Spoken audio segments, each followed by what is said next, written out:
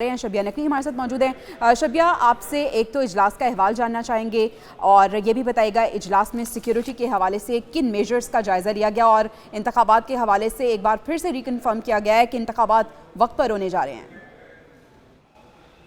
जी बिल्कुल, आज 3 बजे का वक्त दिया गया था और ये कहा गया था कि जो हंगामी इजलास इलेक्शन कमीशन की जानिब से बुलाया गया वो 3 बजे होगा। और हमने ये देखा कि इस इजलास में ना सिर्फ चीफ इलेक्शन कमिश्नर बल्कि जो निगरान वज़ीर दाखिला उन्होंने और सेक्रेटरी दाखिला ने शिरकत की। इसके अलावा जो दोनों सूबे KPK और बलोचिस्तान उनके IGs और चीफ सेक्रेटरीज ने भी शिरकत की।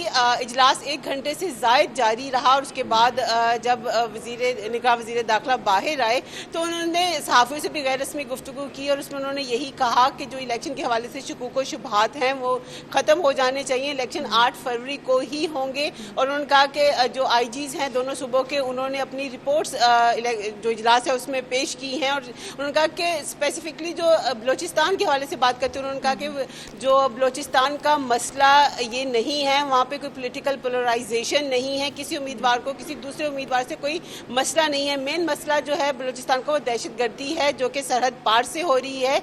और उन्होंने कहा कि इलेक्शन जो हैं वो हर हालत में 8 फरवरी को ही होंगे। जी अच्छा शबिया, ये भी बताएगा कि क्या कुछ गैर मामूली तब्दीली सिक्योरिटी के हवाले से की गई इस इजलास में, कुछ इस हवाले से भी फैसला हुआ है?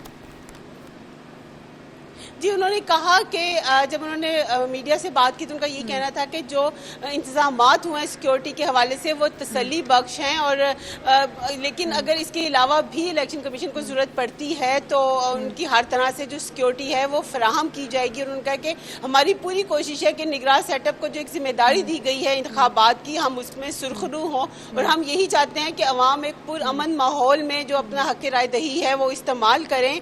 और उन्होंने ये कहा कि इसके लिए हम पूरी कोशिश करें और अगर मजीद सिक्योरिटी की जरूरत पड़ी तो हम वो सिक्योरिटी भी मुहैया करेंगे। अच्छा शबिया, इस इजलास में क्या इंतखाबी दिन यानी 8 फरवरी के हवाले से भी सिक्योरिटी प्लान शेयर किया गया?